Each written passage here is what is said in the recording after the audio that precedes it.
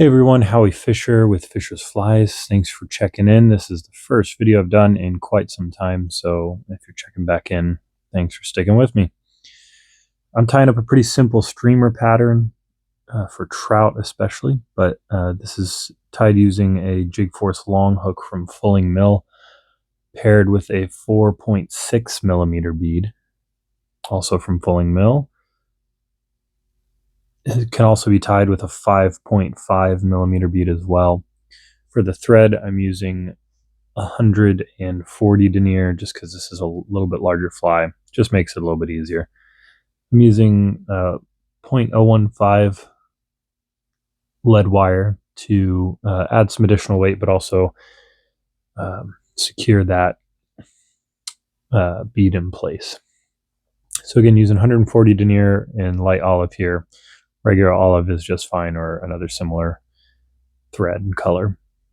So I'm going to go ahead and get started. Just make sure these lead wraps aren't going anywhere. And then bring my thread back to the bend of the hook. And just lay down a little bit of a thread base for the materials on this fly to sit on top of. So this fly is honestly really simple. It's pretty much just two materials. Rabbit Zonker strip.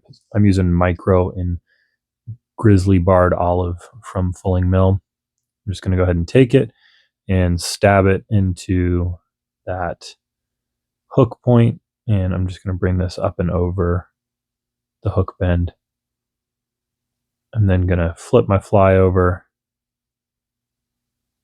and then tie down my rabbit strip to make sure it's not going anywhere.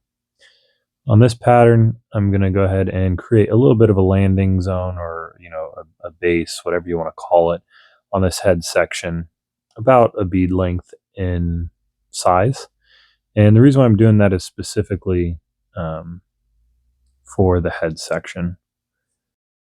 One thing you can do to help this tail move a little bit more naturally is just cut a little tapered notch in the end of it, and that'll just help it move in the water a little bit better, create less drag, so on and so forth. But the second material, and the only other material on this fly really, is these new brushes from Fulling Mill.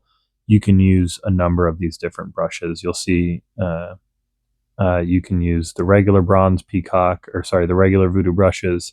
Really like the Leggy Voodoo brushes as well.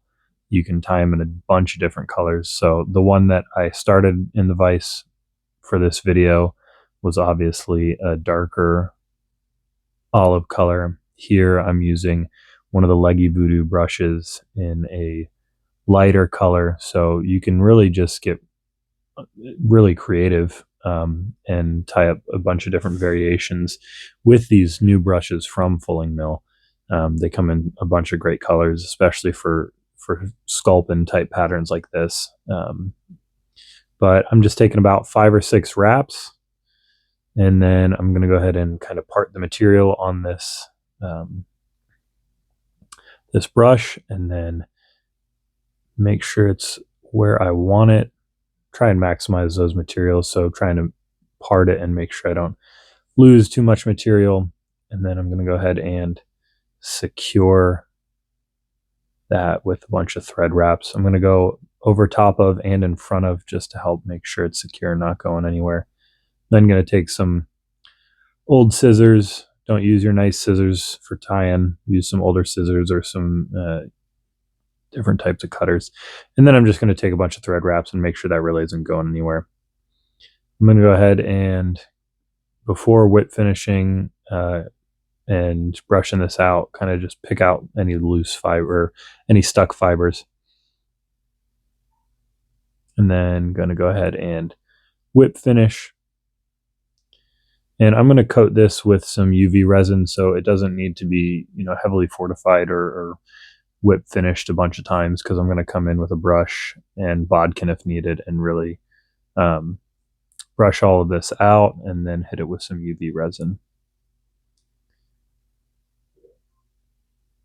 So as you can see, these brushes just build up a nice head, and on a fly like this really creates a good profile for a Sculpin.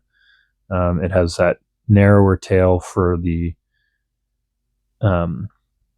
rabbit, but then that bulkier head and profile that a Sculpin has, as well as once it gets wet, it will expand a little bit. I really like these brushes because they don't expand a ton, but they expand to create that nice profile.